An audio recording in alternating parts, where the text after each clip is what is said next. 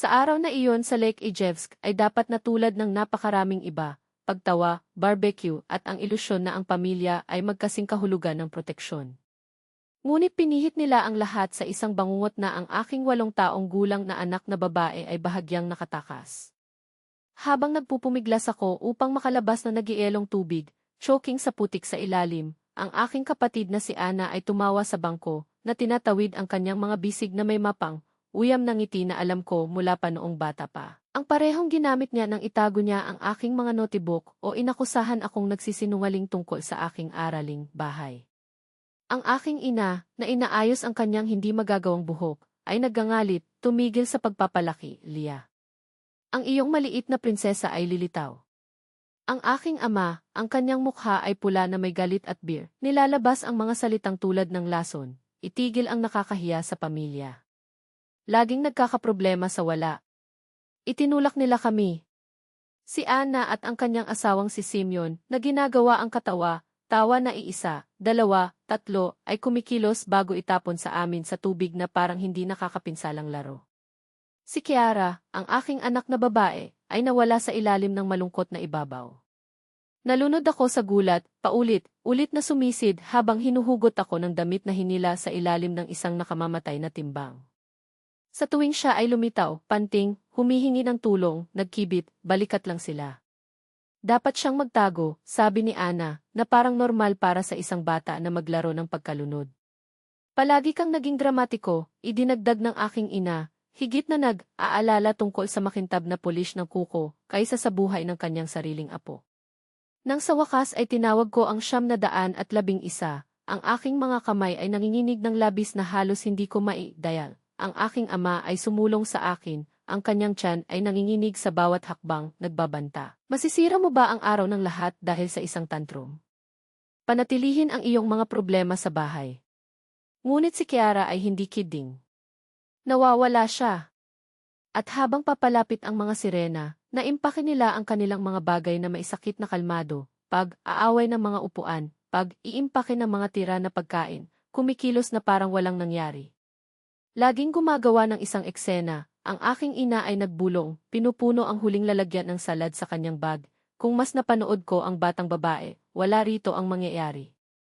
Ito ay mga oras ng paghihirap hanggang sa natagpuan ng mga magkakaibang koponan ng rescue na si Kiara. Walang malay, ang kanyang mga labi ay lila, ang kanyang katawan ay nanginginig ng malamig at takot. Isang pinsala sa ulo. Hypothermia. Tubig sa baga. Malinaw ang mga doktor, ang susunod na 48 oras ay magiging kritikal. At habang ang aking anak na babae ay nakipaglaban para sa kanyang buhay sa sila, hindi isang tawag sa telepono. Hindi isang mensahe. Nag-post pa si Ana ng mga larawan ng ki-perpektong araw sa social media, maingat na pinuputol ang anumang bakas ng kanilang nagawa. Ang aking ina ay nagkomento sa mga puso, ang barbecue ni Simeon ay banal, tulad ng dati. Nagising si Kiara sa mga bangungot. Sumigaw siya sa kalagitnaan ng gabi, kumapit sa akin na parang ako lamang ang kanyang angkla sa isang mundo na sinubukan na malunod sa kanya. Mommy, nalunod ako, ang unang bagay na sinabi niya. Ang pangalawa, bakit ako itinulak ni Tia Ana? Wala akong sagot para sa kanya. Ngunit may pangako ako sa aking sarili. 2 taon na ang nakaraan, iniwan ako ng aking diborsyo na may buong pag-iingat kay Kiara at ilang lump sum sa suporta sa bata. Nagtrabaho ako bilang isang legal na katulong sa isang maliit na tanggapan na dalubhasa sa kabayaran sa pinsala. Ang aking boss, si Arthur Ovechkin, ay palaging naunawaan, manatili sa iyong anak na babae hanggat kailangan mo, anya nang tumawag ako mula sa ospital. Ngunit habang pinapanood ko ang pakikibaka ni Kiara sa pagitan ng buhay at kamatayan, may isang bagay sa loob ko. Hindi na ito tungkol sa paggaling. Ito ay tungkol sa hustisya. Ang pagsisiyasat ng pulisya ay nagsampa ng kaso bilang isang ki-aksidente sa paliguan. Ang mga saksi ay hindi naalala ang mga detalye. Ang kanilang bersyon ay nagtutugma, isang pangangasiwa, wala pa. Ngunit alam ko ang katotohanan. At habang natutulog si Kiara, ibinabad ko ang aking sarili sa ibang paghahanap ito para sa katibayan. Ang aking pamilya ay palaging walang pag-iingat sa kanilang mga lihim. Malalim ang utang ni na Ana at Simeon sa kabila ng kanilang mga larawan sa bakasyon sa Turkiye at ang kanilang bagong efi. Ang aking ina, kasama ang kanyang tupa at kahina, hinalang mga account sa bangko, ipinagmamalaki ang mga biyahe at renovations na ang kanyang sweldo sa accountant. Ang simbahan ay hindi kailanman magbabayad. Akala nila maaari silang tumawa, itulak ang isang bata sa tubig at lumayo kasama ito. Ngunit pinaliit nila ang isang bagay, alam ko ang bawat crack sa system. At ngayon, sa matinding galit ng isang ipinagkanulo na ina at ang katumpakan ng isang tao na gumugol ng kanilang mga araw sa pagsusuri ng mga legal na loopholes, sisirain ko sila. Hindi sa luha o pakiusap. Na may diskarte.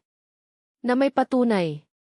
Tulad ng malamig na tumalikod sila sa aking nalulunod na anak na babae. Dahil ang ilang mga utang ay hindi maaaring bayaran ng pera. At ang akin, babayaran nila ang lahat. Inisip nila na nasa itaas sila ng batas, na ang kanilang maruming mga scheme ay hindi nakikita na ang kanilang maliit na biro tungkol sa pag-optimize at di kakayahang umangkop ay mga biro lamang sa pamilya. Ngunit natutunan ko na ang isang bagay, ang mundo ay puno ng mga tao na sa tingin nila ay hindi mapag-aalinlangan hanggang sa sandaling may nagpasya na i-drag ang mga ito sa ilaw. Ang ina ni Kerr, kasama ang kanyang sweldo ng 35,000 rubles bilang isang accountant sa simbahan, ay mahilig sabihin sa mga pagtitipon ng pamilya kung paano siya nilikha na mga ulat na may isang masining na ugnay. Ang kanyang ama, pinuno ng imbakan sa isang pabrika ng radyo sa Izhevsk, isa sa mga lugar na kung saan ginawa ang mga bagay na hindi inilaan na makita ng mga tagalabas, ay may tungkol sa kanyang mga espesyal na pag-aayos sa mga supplier. Kung paano niya nababagay ang mga numero upang hindi mapapansin ng sinuman. Sinabi niya na mayroon siyang labis na kita, ngunit hindi siya napunta sa mga detalye. Nagrenta si Uncle Leonid ng mga apartment sa mga mag-aaral na malapit sa Udmurtia State University, ngunit sa mga mag-asawa lamang, ang mga mamamayan ng Russia lamang, tulad ng isinulat niya sa mga ad ng Avito. Ang mga dating nangungupahan ay tinulig siya sa mga forum para sa pagnanakaw ng mga deposito at nakakahiya sa kanya. Si Diana, na may-ari ng isang itradisyonal na kumpanya ng pagtutustos, ay nagkaroon ng mga kaso ng Rospotrebnadzor para sa mga paglabag sa sanitary. Habang ang mga dating empleyado ay sinabi sa mga forum tungkol sa sahod sa ilalim ng talahanayan at huli na pagbabayad. Ang pamangkin na si Boris, isang mag-aaral sa agham ng computer, ay nagbebenta ng mga bitamina ng Himala para sa mga pagsusulit mula noong high school na may hindi magandang disgist na mga patalastas sa FE at Telegram.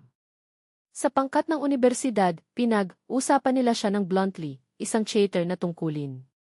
Ang isang web ng mabulok, bawat isa ay may sariling maliit na pandaraya, kumbinsido na ang sistema ay sa kanila. Mayroon kaming mga tao saan man, paulit-ulit ang ama, tulad ng isang mantra. Samantala, nagising si Kerr na sumisigaw, tumanggi na maligo at nanginginig sa paningin ng mga pudlos ng tubig. Ang pediatrician sa klinika ng mga bata ay tinukoy siya sa isang psychotherapist. Sa pamamagitan ng SVs, isang konsultasyon lamang sa psychiatrist na tungkulin, ang natitira ay binabayaran. Natagpuan ko si Anna Rovenskaya, isang pribadong therapist. 3,000 bawat session. Walang pagpipilian. Mayroon siyang lahat ng mga palatandaan ng post-traumatic stress disorder, sinabi ni Rovenskaya, habang tinitingnan ko ang mga larawan mula sa kanyang bakasyon sa Sochi sa kanyang feed. Sa background, isang inflatable boat na may isang Yamaha engine, hindi bababa sa 140,000. Saan ang isang babae na, ayon sa kanyang sarili, ay bahagyang magbabayad ng kanyang utang, makuha ang perang ito. Sinimulan kong isama ang dossier. Lahat ng maaaring makuha ng legal, mga extract mula sa eGrul, mga screenshot mula sa mga social network, mga pagsusuri sa mga mapa ng Yandex, mga proseso sa gas, Pravosudi, mga reklamo sa mga forum, clippings mula sa Udmurtskaya Pravda. Ang aking degree sa batas ay hindi kailanman naging pakinabang. Alam niya mismo kung saan at kung paano hampasin. Ang unang hindi nagpapakilalang signal ay para sa ekonomiyang seguridad ng pabrika ng radyo ng Izhevsk. Ang mga detalye tungkol sa mga espesyal na pag-aayos ng ama sa kumpanya ng konstruksyon ng kanyang manugang, mga mungkahi, para sa pagsusuri sa kontrol ng inventaryo lalo na isinasaalang-alang ang mga paghihirap sa pananalapi ng pamilya. Sa isang pabrika na may mga kontrata sa pagtatanggol, ang anumang hinala ay sineseryoso. Natagpuan ng audit kung ano mismo ang inaasahan ko, sistematikong iba ng mga materyales sa pamamagitan ng mga kumpanya ng Orange. Ang ebidensya ay nasa kanilang sariling sistema, walang nag-abala sa pag-cross-sanggunian ang data bago. Ang ama ay pinaputok sa loob ng 1 linggo dahil sa pagkawala ng tiwala, ayon sa Artikulo 81 ng Labor Code. Ang seguridad ay dinala siya sa harap ng pintuan sa harap ng buong koponan. Ang pabrika ay nagsampa ng isang reklamo sa pulisya, maling pag-aabuso, Artikulo 160 ng Penal Code. Bilang karagdagan sa isang aksyong sibil para sa mga pinsala. Si Daddy ay pinaputok ng kahihiyan, bulong ni Ana sa telepono sa kanyang ina, nang hindi napagtanto ito, ay naka-on ang speakerphone habang pinirito ang mga meatballs. May nag-ulat nito, ngunit natagpuan nila ang mga malubhang bagay. Tinawag na siya ng investigator. Hayaan siyang huwag umiyak ngayon, sabi ni Lena, ang kapatid na babae. Masakit ang kabalintunaan. Nang sumunod na linggo, isang hindi nagpapakilalang tip ang umabot sa Izhevsk Eparchy. Mga attachment, mga screenshot ng mga post ng ina sa Odnoklasniki na nagpapakita ng mga mamahaling pagbili at ang kanyang mga biro tungkol sa malikhaing accounting na ibinahagi ng mga parishioner. Ang Eparchal Council ay nag-utos ng isang sorpresa sa pag-audit. Ang pagkawala, 480,000 rubles. Hindi mahirap hanapin siya, kailangan mo lang tumingin. Ang mga panawagan ng ina upang magpatotoo ay naging isang pamagat. Ang accountant ni Sobor Mikhailovsky ay sinisiyasat para sa mga pondo ng pag-iwas. Ang Eparchy ay nagsampa ng reklamo. Artikulo 160 muli. Ang ina ay nakatanggap ng isang abiso na huwag umalis sa bansa. Humiram si Ana ng pera para sa isang abogado, karagdagang paglubog sa pamilya. Hindi ako makapaniwala na nangyayari ito, ang ina ay nagbasa ng malakas sa linggo ng tanghalian, habang si Kerr at ako ay nanonood, nakaupo sa mesa. Ito ay isang pag-setup. May nag-utos sa pagkawasak ng aming pamilya. Sumang-ayon si Ana, gesturing sa paligid ng cramped kusina ng Khrushchev-era apartment. Unang tatay, ngayon ikaw. Malinaw na ito ay isang order. Hindi nila pinagkakatiwalaan ang lahat. Mga kakumpetensya, mga kaaway, masamang tao. Mula sa lahat maliban sa tamang tao. Ang Federal Tax Service ng Udmurtia ay nakatanggap ng isang detalyadong ulat tungkol sa mga renta ni Uncle Leonid, mga screenshot ng diskriminasyong mga patalastas, mga patotoo mula sa mga nangungupahan tungkol sa mga pagbabayad lamang sa cash, nang walang tala. Mga multa at interes, 300,000 rubles. Kailangan niyang magbenta ng isang apartment ng madali. Ang tanggapan ng taga-usig ay naging interesado matapos iulat ng mga mag-aara ng Dagestan ang diskriminasyon. Fine ng 15,000, isang maliit na pera, ngunit sapat na upang gawin siyang paranoid. May nais na lumubog sa amin, inulit niya ang mga barbecue ng pamilya, habang post ni Ana ang lahat sa essay. Ang catering ni Chadiana ay gumuho matapos ang Rospotrebnadzor ay nakatanggap ng isang dossier na may mga paglabag na kinuha mula sa mga forum sa trabaho. Ang kanyang mga pagkakamali ay nasa mga talaan ng inspeksyon na nakikita ng sinuman. Ito ay isang bangungot, nabasa niya pa sa isa pang pagtitipon ng pamilya kung saan ako nagpakita. Sino ang nakakaalam tungkol sa aking negosyo? Simpleng sagot, sinumang may access sa Google.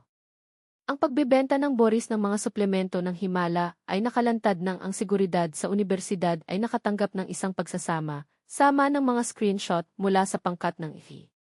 Ang mga mag-aaral ay pinag-uusapan siya ng maraming buwan. Inayos ko lang ang impormasyon at ipinadala ito.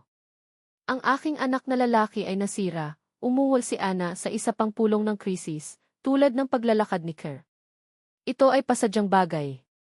Kailangan nating malaman kung sino ang nasa likuran nito. Tumawag ang ama ng dating kasamahan ng pulisya na si Maxim Vebyorov na nalutas ngayon ang mga problema sa gilid. Pumayag si Vebyorov na mag-imbestiga, makapanayam ng mga tao, maghanap ng mga pahiwatig. Sino ang nakipag-away mo? Sino ang maaaring gusto nito? Tanong niya, umiinom ng tsaa sa kusina ng kanyang ina. Ang pamilya ay gumawa ng isang listahan. Ang mga boses ng ama, ang pari ng simbahan, mga nangungupahan ni Leonid, mga katunggali ni Diana. 12 ng mga pangalan. Nabanggit nila ang aking pangalan sa pagpasa, ang pangyayaring iyon sa lawa, ngunit wala itong kinalaman doon. Si Vebyorov ay naghukay ng maraming buwan, pagsuso kung anong maliit na pera ang naiwan niya. Lumaki ang paranoia. Mga utang din. At ako. Bumuntong, hininga lang ako sa telepono, naglalaro ng sumusuporta sa kamag-anak. Ano ang isang bangungothang doon? Ang pagbanggit kay Kira ay palaging nag-iwas ng isang pag-pause. Nagbago ang boses ni Ana dahil nagbago siya mismo. Ngunit ito ay nakakakuha ng mas mahusay, dahan, sagot ko, na may katumpakan ng isang tao na sumusukat sa bawat pantig.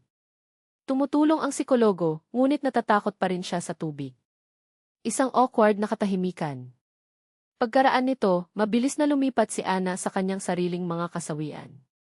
Ang pagkakasala ay naroon, inilibing malalim, ngunit naroroon. Nagsimula akong magpakita sa mga hapunan sa pamilya kasama si Kira sa tabi ko. Naupo kami sa katahimikan, nakikinig sa kanilang mga bulong tungkol sa mga utang at demanda. Lily, pagbati sa pagpigil, puna ni Diana isang gabi. Sa bahay ng kanyang ina, pagkatapos ng mga kaganapang iyon sa lawa. Mula sa aksidente. Kumbinsido nila ang kanilang sarili. Isang aksidente lang. Palagi siyang mapagpasensya, dagdag ni Lena, lumunok ng isang korvalol. Mula pa noong maliit ako, mahawakan ko ang lahat sa katahimikan. Tumpak na pagmamasid. Maaari ko itong hawakan, mga taon ng mga biro, ng mga kahihiyan na nakikilala bilang mga biro. Ang lawa ang pangwakas na dayami. Ang therapy ni Kira ay ang perpektong alibi. Habang siya ay nasa session, nagplano ako sa mga pasilyo. Habang naglalaro sa bahay, nakolekta ako ng impormasyon. Ang mga bata ay nagpoproseso ng trauma sa iba't ibang paraan, paliwanag ni E. Rovenska. Maaari nilang pigilan ito ngayon at sumabog sa kabataan. Sinulat ko ang lahat. Kailangan ni Kira ng tulong sa loob ng maraming taon. Tulungan ng tao. Ang bawat penny na ginugol ng pamilya sa mga abogado ay isang penny na ninakaw mula sa aking anak na babae. Si Vebyorov ay naging mas mapipilit.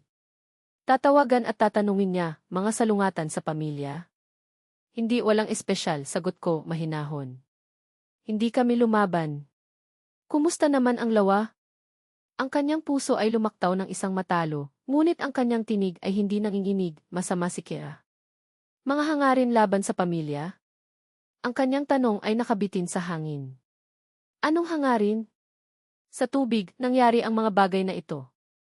Natutuwa akong mabilis silang gumanti. Madaling dumaloy ang kalahating katotohanan. Nag-reaksyon sila, pagkatapos na ako ay sumisigaw na parang baliw. Tinawid ako ni Vebyorov sa listahan. Iisang ina na may isang maisakit na anak na babae, saan siya makakakuha ng lakas para sa paghihiganti? Ang iyong mga konklusyon ay nagsilbi sa akin.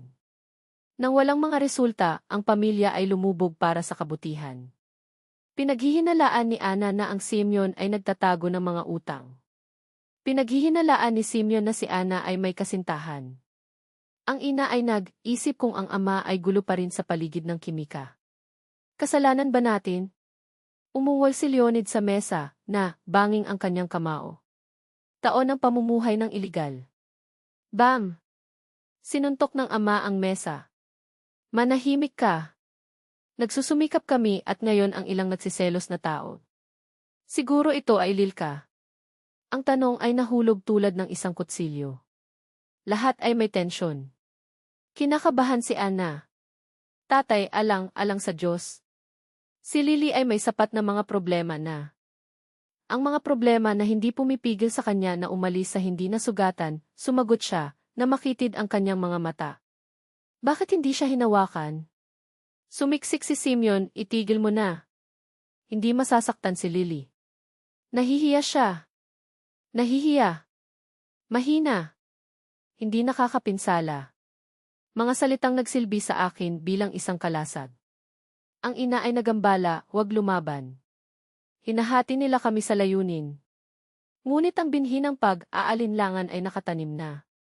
Narinig ko ang lahat mula sa susunod na silid, kung saan kinuha ko si Kira upang maglaro. Sa Khrushchevkas, ang mga dingding ay gawa sa karton. bumagsak si Borya matapos na maalis mula sa kolehiyo. Tumawag siya ng lasing, whining. Kapag dial niya ang kanyang ina sa harap ko, may isang tao sa loob kakaiba na hindi naabot ang lahat. Nang maglaon, ang ina ay subtly probed, nagpanggap akong nasaktan. Paano mo maiisip iyon? Kami ay pamilya. Siyempre, nagmamadali siya. Ang iyong ama ay kinakabahan, alam mo. Naiintindihan ko, tumango ako, mahabagin. Ang mga tao ay nangangailangan ng mga paliwanag kapag ang kasawian ay kumatok sa pintuan. Mas madaling sisihin ang isang tao kaysa tanggapin ang pagkakataon. Banal na tae, ang buhay ay hindi patas, si Borya ay sumakay sa telepono. At malupit. Katahimikan. Naririnig mo ang lieg ng bote na paghagupit ng iyong mga ngipin. Minsan naiisip ko paano kung hindi ito aksidente.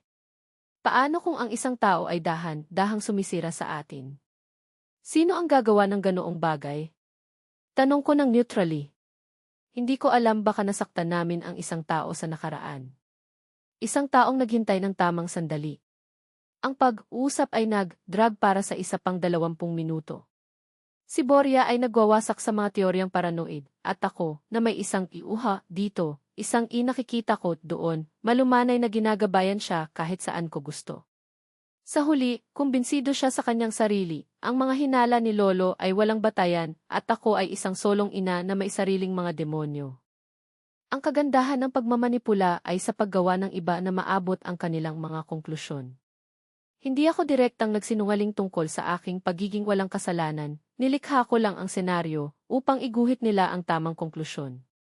Ang mga ulat sa pag-unlad ni Kira ay naging isa pang tuol. Nang mabanggit ni kay Rovenska na natutulog siya ng mas mahusay at pinahintulutan ang mga paliguan, ibinahagi ko ang balita. Kasama ang pamilya. Sa wakas, nagiging mas mahusay. Ang mga bangungot ay nabawasan. Hindi na ako sumisigaw sa paliguan ng labis. Nagtrabaho ito sa maraming mga antas. Ipinakita nito ang aking dedikasyon sa aking anak na babae, hindi paghihiganti. Naalala niya ang pinsala na dulot nila, at pinalakas ang aking imahe ng isang hindi makasariling ina, na may ibang magkakaibang mga prioridad. Ang pananalapi ng pamilya ay bumababa. Sa tagsibol, sinimulan ni Ana na ibenta ang lahat sa Avito, alahas, electronics, mga bag mula sa Better Times. Kailangang mapupuksa ni Simeon ang kotse upang maiwasan ito mula sa auctioned off para sa pittance. Pinigilan na ni Bailiff ang mga account. Ngayon, nagpunta siya sa mga panayam sa trabaho sa Kalina, hiniram mula sa kanyang biyenan. Kailangan kong ibenta ang singsing ni Lola, wide ni Ana sa isang petsa, ang nais niyang ibigay sa kanyang anak na babae. Hindi bababa sa mayroon akong isang bagay na ibebenta, ungol ni Diana. Nawala ko ang lahat sa proseso ng pagkalugi. Kahit na ang saan ng aking lola. Ang pagdurusa ay maaaring maputla, ngunit hindi sapat. Ang pagkawasak sa pananalapi ay ang unang kilos lamang. Ang susunod na suntok ay dapat na tumama ng mas malalim, ang kanilang katinuan, ang kanilang reputasyon, ang mga kurbatang nagpapanatili sa kanila na nakatayo. Noong Marso, inilunsad ko ang pangalawang yugto, ang pag-atake sa kanyang posisyon sa lungsod. Ang mga maliliit na bayan ay nakatira sa tsismis at koneksyon na ginagawang mahina laban sa estratehikong nakatanim na impormasyon. Ang iskandalo sa simbahan ay target ang imahe ng ina sa mga tapat. Ngunit nais kong kumalat ang mga alon. Nagsimula akong dumalo sa iba't ibang mga parokya, pagkakaroon ng mga pag-uusap tungkol sa tiwala at responsibilidad. Isang malungkot na kwento sa sobor ng San Miguel, sumabog siya sa pagitan ng mga sips ng tsaa. Pagkatapos ng masa. Ito ay nagtataka sa iyo gaano kahusay ang alam natin sa mga pinagkakatiwalaan namin ang aming mga donasyon. Hindi niya kailanman binanggit ng direkta ang kanyang ina, ngunit ang balangkas ay naayos, pag-iwas sa mga pondo ng simbahan. Ito ang mga tao ay naaalala ng maraming taon. Sa supermarket kung saan natagpuan ni Ana ang isang trabaho, ang mga problema ay hindi nagsisimula sa mga hindi nagpapakilalang tao, ngunit sa mga kasamahan. Isang tao na hindi sinasadyang kinatuklasan na ang bagong kahon ay nagmula sa isang pamilya na may kasaysayan. Kumalat ang tsismis sa silid ng kawani. Tiningnan siya ni Manager Cos na parang siya ay isang bomba ng oras na bomba. Sino ang nangangailangan ng problema? Ang mga oportunidad ng Simeon ay sumingaw matapos ang mga potensyal na employer ay nakatanggap ng e-friendly na mga abiso mula sa hindi kilalang mga nagpadala. Ang pamilya ni Guy Stepanov ay kasangkot sa mga scheme ng kriminal. Maaaring malinis siya, ngunit ang pagtawa ng reputasyon na iintindihan mo. Ang mga link sa pampublikong mapagkukunan ay nakakabit sa mga email. Lahat ay napatunayan. At ginusto ng EUC na huwag ipagsapalaran ito. Lumala ang paghihiwalay ng lipunan ni Uncle Leonid. Sinubukan na gumamit ng mga kontak upang malutas ang mga issue sa receipt nang walang tagumpay. Matapos ang isang paratang ng diskriminasyong kasanayan sa kanyang negosyo na tumagas, sinimulan ng mga kasosyo na maiwasan siya. Ang pangwakas na suntok ay isang hindi nagpapakilalang liham sa Kamara ng Komersyo, ang hinala na pamamaraan ni E. Vlasov. Ang kanyang pagiging kasapi sa club ay tahimik na binawi. Si Leonie ay naging nakakalason, narinig ko sa isang pulong. Bago ito atin, ngayon mas mahusay na panatilihin ang iyong distansya. Ang kamatayan sa lipunan ay mas mabagal kaysa sa kamatayan sa pananalapi, ngunit mas nagwawasak. Recovers ng pera. Reputasyon sa lalawigan? Hindi kailanman. Ang akademikong hinaharap ni Borya ay nakabitin ng isang thread. Ang mga hindi nagpapakilalang ulat sa kanyang opisyal ng probasyon tungkol sa inom ng alkohol ang naging dahilan upang siya ay maging naghihirap. Para sa isang convict sa parol, ang bawat slip-up ay isang hakbang patungo sa bilangguan. Sinubukan ni Borya na suhol ang opisyal na uyi, 15,000 para sa kakayahang umangkop. Kinuha niya ang pera at nadoble ang kanyang pagbabantay. Ang bawat napakarumi ay nagdala sa kanya ng mas malapit sa mga bar. Si Diana naman ay tumakbo sa mga saradong pintuan kapag naghahanap ng trabaho sa mga restaurant. Ang reputasyon ay nauna sa kanya tulad ng isang hindi maiiwasang anino. Walang mga titik ng rekomendasyon o detalyadong paliwanag na kinakailangan. Sa isang maliit na bayan, alam ng lahat kung sino siya. Iyon. Ang isa na ang mga account ay na-audit at nakakita sila ng isang butas na hindi rin akma sa papel. Ang mga hitsura ay inililihis, sarado ang mga pintuan bago pa man niya binuksan ang kanyang bibig. Paumanhin, ngunit mas gugustuhin nating hindi ipagsapalaran ito. Hinihiling na kumpanya ang katumpakan ng kirurhiko.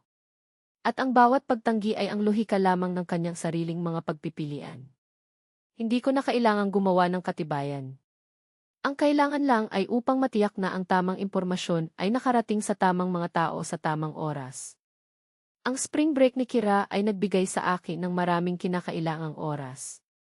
Habang ginugol niya ang kanyang mga araw sa Metallurg Urban Camp, nagkaroon ako ng oras buong araw upang maayos ang mga huling detalye. Si nanay ay gumagana ng maraming, isang beses sinabi ni Kira sa psychologist na si Urovinskaya na may isang katapatan na nasaktan. Kapag natutulog ako, nanatili siya sa computer huli. Ang therapist, kasama ang kanyang profesional na napakasarap na pagkain, ay nabanggit, pinalampas ni Kira ang iyong presensya sa gabi. Kailangan kanya. Inayos ko kaagad ang aking gawain. Una, oras kasama ang aking anak na babae. Pagkatapos lamang ang natitira. Ang kanyang kagalingan ay ang tanging prioridad na kanyang ipagpalit kahit na sa pamamaraan ay binawi niya ang buhay ng mga sinubukan na sirain siya. Sa pamamagitan ng tagsibol, ang apartment ni Ana at Sem ay nasa auction na. 6 na buwan ng default, mga demanda, foreclosure ng buwis. Ang kumpanya ng konstruksyon ni Sem ay nabangkarote sa isang burokratikong at walang awa na pamamaraan. Nakakuha ng trabaho si Ana sa Magnet para sa 20,000 rubles, hindi ko rin mabibili si Kira ng isang disenteng kaarawan ng kaarawan, siya ay wind sa telepono sa kanyang ina. Pinag-usapan ni Sem ang paglipat sa bahay ng kanyang biyenan, ngunit kinasusuklaman siya ng matandang babae. Kinain ng mga abogado ang lahat ng pagtitipid ni nanay. Kailangan nating humiram. Ang kaso para sa maling pag-abuso sa mga pondo ay nagbanta sa isang tunay na parusa, at ang pampublikong tagapagtanggol na binayaran sa mga mani, bahagya na tumingin sa kaso. Bakit abala? Si Ana ay may edad na 10 taon sa 6 na buwan. Ang kulay abo na buhok, ang malalim na mga wrinkles, ang paulit-ulit na mga bangungot tungkol sa mga puno ng mga cell, ang amoy ng murang disinfectant at ang mga 3-story bed. Ikaw ay isang magnanakaw, Diana Spat, walang awa. Ngayon ay dinala nating lahat ang marka na iyon. Isang mansa na hindi mawawala. Ang kasong sibil na dinala ng pabrika ng radyo laban sa ama ay nag-drag sa kahanay sa kaso ng kriminal. Ang mga abogado ng kumpanya ay kumilos tulad ng isang makina, naharang ang mga account, pagbabawal sa pagbebenta o paglilipat ng mga ari-arian. Lumipat siya sa isang gusali ng pagbagsak sa Bumasnaya na nakaligtas sa mga benepisyo ng kawalan ng trabaho na 8,000 robles, kung saan ang mga bailif ay naputol pa. 40 taon sa sahig ng pabrika, bulong niya sa mga bihirang hapunan ng pamilya. 40 taon ng pagsira sa aking likuran at itinapon nila ako tulad ng isang basahan. Para sa isang shitty pagkakaiba sa mga libro. Ang imperyo ni Uncle Yonya ay gumuho ng isang beses at para sa lahat. Ang kita at Public Prosecutor's Office ay pinipiga ang bawat huling pagbagsak, multa ng 1.5 milyon, uutos na mga kurso na pinansyal na pagpapaubaya, garnished pension. Itinayo ko ang mga apartment na ito mula sa simula. Umungol siya, tulad ng isang sirang record. 30 taon ng pagpapawis, ano ngayon? Dahil sa ilang mga hindi nagpapakilalang papel. Ipinahayag ni Diana ang personal na pagkalugi. 6 na buwan ng paglilitis, isang paniniwala para sa pandaraya sa sahod, isang multa ng 200,000 at 150 oras ng serbisyo sa komunidad. Sa katapusan ng linggo, nag-scrub ako ng mga sahig sa karaniwang kusina. Sa loob ng isang linggo, kumatok ako sa mga pintuan. Mayroon akong 8 empleyado, humihikbi siya sa mga pagtitipo ng pamilya. Ngayon hindi kahit na kusno ay tok ka ay nais ako. Dahil sa mapahamak na kriminal na tala. Ang pagpapatalsik ni Borya mula sa universidad ay nangangahulugang pagkawala ng kanyang extension ng serbisyo sa militar at pondo ng mag-aaral. Ang probasyon ng droga, uutos na paggamot sa gamot, at ang pangwakas na suntok, nagkakaisang pagtanggi mula sa mga nagtapos na paaralan at employer. Iniwan siya ng kanyang kasintahan para sa isang lalaki na walang maruming nakaraan. Natapos ang buhay ko bago ito magsimula, paulit-ulit niya, habang hinuhugasan niya ang kanyang mga kamay hanggang sa sila ay sumabog. Lahat dahil sa isang shitty snitch. Itinapon ni Weber ang kanyang mga kamay sa pagkabigo. Walang katibayan ng isang warrant, walang landas ng pagbabayad. Ang kanyang pangwakas na ulat ay maiwasan, minsan ang mga pangyayari ay nakahanay sa mga malupit na paraan. Isang kadena ng mga kasawian, hindi isang orkestra na kampanya. Binayaran ng pamilya ang kanyang mga bayarin sa mga pag-install. Ang mga teorya ng pagsasabuatan ay nagpatuloy, ngunit walang pera para sa isa pang pagsisiyasat. Sinubukan nilang kumuha ng EDV. Dissenting baka sa pamamagitan ng rekomendasyon. Lahat ay humingi ng advance. Walang warranty, walang serbisyo. Gayunpaman, umunlad si Kira. Ang mga bangungot ay bihirang. Unti-unti, sinimulan niyang magtiwala muli sa tubig, una sa kanyang mga daliri, pagkatapos ay sa kanyang mga pulso, hanggang sa isang araw, ibabad niya ang kanyang buong braso sa bathtub, panting ngunit matagumpay. Pinuri ni Rovenskaya ang kanyang pag-unlad, manghang nababanat para sa tulad ng isang maliit na bata. Ang mga traumas na tulad nito ay masisira ang maraming mga maisapat na gulang. Sinimulan ni Kira na magtanong tungkol sa araw na iyon. Ang memorya ay bumalik sa mga fragment, ang pagtulak, ang tubig na nagsasara sa kanyang ulo, ang nakakagulat na gulat. Nanay, bakit nila ginawa iyon? Tanong niya isang gabi habang binabalot ko siya sa kumot. Ang ilang mga tao ay hindi nag-iisip tungkol sa mga kahihinatnan, sagot ko, na pinili ang bawat salita. Hindi nila iniisip kung paano sinisira ng kanilang mga aksyon ang iba. Pinagsisisihan ba nila ito? Hindi ako nagsinungaling. Nagdududa ako. Ngunit hindi na mahalaga. Ang mahalaga ay ligtas tayo. Tumango siya ng seryoso, sumisipsip ng isang aralin sa hustisya na hindi maiintindihan ng maraming matatanda. Ang pangalawang yugto ng plano ay nagsimula sa susunod na taon, upang durugin kung ano ang naiwan sa kanyang mga ari-arian, ang kanyang mga koneksyon, anumang thread ng dignidad ay iginiit pa rin niyang hawakan. Ang pagsubok ng aking ina ay drag sa loob ng higit sa isang taon, pagsisiyasat, unang pagkakataon, apela. Ang pagpapasya ay lumabas lamang noong Mayo, perpektong tiempo para sa maksimum na pagkakalantad. Nililinaw ko ang mga kontak sa mga lokal na mamamahayag, Pinapakain sila ng mga thread na nakakonekta sa lahat ng mga kaso ng pamilya. Ang kwento ay hindi maiiwasan, isang buong lipi na lumubog sa putik. Family crime, paano naging mga kamag-anak ang fraud sa tradisyon, basahin ang serye ng mga ulat sa Izvestia Udmurti. 3 edisyon na may mga larawan, mga sipi ng mga pangungusap, patotoo mula sa mga hurado tungkol sa puting kwelyo na krimen sa lalawigan. Ang mga pahayagan ang pangwakas na suntok. Ang mga kasamahan ni Ana sa Magnit ay bumulong sa likuran niya. Ang tapat na katedral ay tumawid sa kalye nang makita nila siya. Ang mga kaibigan sa pag-inom ng aking ama ay tumigil sa pagsagot sa kanyang mga tawag. Tinatrato nila kami tulad ng mga ketongin, sabi ni Ana sa isang naharang na tawag. Ang mga batang lalaki ay nagtapon ng mga itlog sa kotse ni Sem. Sa garahe ng aking ina, may isang spray pininturahan na magnanakaw. Ang paghihiwalay ng lipunan ay nag-fuel ng paranoia, depression, alkohol. Nagsimulang uminom si Ana bago ang tanghalian. Gumugol si Sem ng mga araw sa kama. Ang aking lola ay may 2 pag-atake sa panik sa isang linggo. Ang ambulansya ay naging isang regular na pagbisita. Siguro dapat tayong mawala mula sa lungsod. Iminungkahi ni Sem sa isang partikular na somber na konseho ng pamilya. Sa anong pera, tulala ka? Umuwol ang aking ama. Kami ay nalulunod sa utang. Walang trabaho, walang kredito, walang paraan. Ang Weber, pagkatapos ng lahat, ay tama tungkol sa isang bagay. Ang kanyang mga problema ay talagang naipon tulad ng isang avalanche. Mali lang siya sa pagtawag sa kanila ng pagkakataon.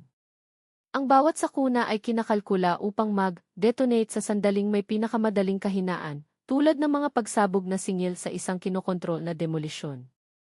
Ipinagdiwang namin ang 10 kaarawan ni Kira lamang, ang ilang mga kaibigan sa paaralan, ang kanyang mga magulang, isang gawang bahay na Napoleon cake. Naglalaro sa likod, bahay, tumatawa, ang araw ng hapon ay nagpainit sa aming mga mukha. Purong kaligayahan, isang bagay na hindi alam ng aking pamilya kung paano pahalagahan. Ito ang pinakamagandang kaarawan ng aking buhay, ipinahayag ni Kira, na napunit ang pambalot na papel na nasasabik. Ang kanyang ngiti ay tunay, nagliliwanag. Napanood ko siya habang tumatawa siya, kasama ang kanyang mga kaibigan, habang si Gingerly ay inilubog ang kanyang mga paa sa inflatable pool malapit sa beranda. Nag-atubili pa rin ako bago pumasok sa tubig. Hinawakan pa rin niya ang kanyang paghinga ng mas mahaba. Ngunit nagtagumpay siya. Nag-vibrate ang aking telepono. Isang ulat ng balita, ang accountant ng katedral ay pinarusahan ng 2 taon na karaniwan. Ang pangungusap ng aking ina, pagkatapos ng lahat ng mga apela, sa wakas ay naging pangwakas. Itinampok ng hukom ang ihipang, aabuso ng tiwala, at di kakulangan ng pagsisisi, bilang nagpapalubha ng mga kadahilanan. Ang aking ina ay tumakbo pagkatapos ng mga sertipiko ng mabuting pag-uugali, walang silbi na mga titik mula sa mga kapitbahay. Walang nakatulong. Isa pang mensahe, ang apartment ni na Ana at Sen ay naibenta sa auction para sa kalahati ng halaga ng at merkado. Ang biyenan, sa huli, ay tumanggi na dalhin sila. Nagrenta sila ng isang silid sa isang komunal kasa. Isang kapitbahayan na nagtatrabaho sa klase ng Zavolzy, kung saan ang hangin ay naamoy ng nasusunog na langis at inabando ng mga pangarap. Ang mga pader ng karton ay hindi nag-udyok sa mga hiyawan ng mga lasing na kapitbahay, o ang pag-iyak ng mga bata na, tulad ni Ana, ay natutunan ang bigat ng kahihiyan ng maaga. Ang kolektibong kusina, na nahahati sa pagitan ng 8 pamilya, ay isang singsing ng mga tensyon, mga pinagtatalunang kawali, hitsura ng pag-aalipusta, ang maasim na amoy ng buhay na hindi kailanman naganap. Ang pagsubok ng ama ay naka-schedule para sa Agosto, at ang mga abogado ng pabrika ay nagsulat na ng hatol sa kanilang pagod na mga mata. Hindi masasabing katibayan, inulit nila na parang hustisya ay isang linya ng pagpupulong. Ang tagapagtanggol ng publiko na nasasabik sa 20 sabay na mga kaso ay bumulong kay Sem ang tanging paraan, aminin ang iyong pagkakasala. Ipagpalit ang iyong dignidad sa loob ng ilang taon na mas kaunti. Ang malupit na kabalintunaan para sa isang tao na gumugol ng mga dekada na pagtanggi sa kanlungan sa mga kumatok sa kanyang pintuan. Ngayon siya ang humingi ng awa. Ang tiyuhin na hindi alam kung ano ang pakikiramay, ay pinarusahan sa 300 na oras ng gawaing pamayanan sa isang walang tirahan na tirahan. Ang kapalaran ay may isang madilim na katatawanan. Ang mga taong para sa mga sarado na pintuan sa mga nangangailangan ngayon ay lumusot sa sahig kung saan sila natulog, nakikinig sa mga kwento ng kawalan ng pag-asa na dati nilang hindi pinansin ng isang alon ng kamay. Si Boris, ang prodigy son, ay nakakita ng kanyang mga pagpipilian na nabawasan sa mga mumo. Tinanggap siya ng Polytechnic Institute hanggat nagbabayad siya. Ang mga magulang ay pumirma ng isang pautang na may interes na 18% bawat taon, isang pinansyal na bitag na malulunod sa kanila sa loob ng mga dekada. Ang kanyang kriminal na talaan ay limitado ang kanyang mga pagpipilian. Walang prestihiyosong kumpanya ang nais sa kanya, walang batang babae na sumang, ayon na lumabas kasama niya. Ang call-up ng militar ay naghihintay na sa kanya, na tinatatakan ang kanyang hinaharap sa selyo ng pagkadismaya. Si Dina, ang kapatid na nangangarap ng mga bituin ng Michelin, ay nakita ang kanyang imperyo ng utang na gumuho. Ang restoran ay na-auction para sa mga pennies, kinuha ng mga credit ang mga panang tanso na ipinakita niya ng labis. Ngayon ay naghugas siya ng pinggan sa Tereomok para sa 8,000 robles sa isang buwan, kalahati ng minimum na sahod. Ang kanyang mga daliri na minsan ay nimble sa dekorasyon ng mga pinggan ay chap mula sa murang naglilinis. Ang pagluluto ay sining, dati niyang sinabi. Ngayon ang sining ay upang mabuhay. 2 taon. Iyon ay kung gaano katagal bago gumuho ang House of Cards, piraso, ang bawat bunga na lumalaki sa nauna tulad ng isang sumpa sa pamilya. Hindi ko na kailangang gumawa ng katibayan o suhol ng mga hukom. Ang kailangan lang nilang gawin ay ikonekta ang mga tuldok na naiwan nila, tulad ng mga tinapay na humahantong sa kailaliman. Mahal kita, Mommy, bulong ni Kiara, pinipiga ako ng isang higpit na halos masaktan. Ako rin, aking anak na babae. Higit sa anumang bagay sa mundong ito. Habang ang kanyang maliit na kaibigan ay tumakbo sa paligid ng bakuran, napanood ko ang mga resulta ng aking trabaho. Sinubukan ng aking pamilya na sirain kami at lumakad na tumatawa, tiyak na ang kawalang kilos ay isang tama ng dugo. Mali sila. Ang hustisya ay hindi nagsusuot ng toga. Minsan, kinakailangan ang pasensya ng isang taong naghihintay ng tamang sandali, ang katumpakan ng isang taong nakakaalam kung saan so. Ang card ng Weber ay nasa aking bulsa pa rin, isang paalala kung gaano sila kalapit na hindi ako napapansin, ngunit nabigo sa parehong kadahilanan na napapahamak sa kanila, pag-aalipusta. Akala nila masyadong mahina ako upang labanan muli. Tumawa si Kiara, isang dalisay na tunog na sumigaw kung saan bago nagkaroon lamang ng mga hiyawan. Ito ay kung paano ang isang pamilya ay dapat natunog, na may kagalakan, hindi panunuya, sa pag-ibig, hindi kawalang interes. Ang telepono ay nag-vibrate muli. Sa oras na ito ay ang balita na ang direktor ng Stroy Firma ay susubukan para sa pandaraya sa Social Security, Artikulo 159 ng Penal Code. Ang pagkalugi ni Sen ay nagbukas ng kahon ng Pandora, mga scheme na may mga subcontractor, kickbacks, falsified dokumento, mga bagay na hindi ko naisip na umiiral. Minsan ang pinakamahusay na paghihiganti ay ang paglabas lamang at hayaan silang malunod sa kanilang sariling lason. Binigyan ko lang ito ng kaunting pagtulak. Nanay, tingnan mo. Hinawakan ni Kiara ang kanyang kamay, kung saan nakarating ang isang hive butterfly, orange na mga pakpak na sumasabog sa araw. Maganda, sumang, ayon ako. At libre, idinagdag niya, pinapanood ang nilalang na lumipad hanggang sa mawala ito sa kabila ng dingding. Hindi. May kalungkutan sa kanyang mga mata, paghanga lamang. Ang ilang mga bagay ay ipinanganak upang lumipad, hindi makulong. Sa araw na iyon, sa pamamagitan ng lawa, sinubukan nilang masira kami ng kalupitan na nakilala bilang otoridad. Ilang sandali upang maunawaan na ang ilang mga sugat ay hindi gumaling ng walang paggaling, ang ilang mga utang ay lumalaki na may interes na tambalan. Nagpatuloy ang kaarawan ng kaarawan, puno ng tawa at cake ng tsokolate. Ang kaibahan sa mga pagtitipon ng pamilya inang dati ay brutal. Narito, nagkaroon ng pagmamahal, doon, kontrolin lamang. Dito, pagpapagaling, doon, scars. Kapag sumikat ang araw, naramdaman ko ang isang bagay na hindi ko naramdaman sa mga buwan, isang malalim, halos pisikal na kasiyahan. Hindi ito ang walang laman na kagalakan ng isang tagumpay, ngunit ang katiyakan na sa wakas ay balanse ang mga kaliskis. Ang kanilang buhay ay nasira, ang kanilang sariling konstruksyon, pinabilis ng aking mga kamay.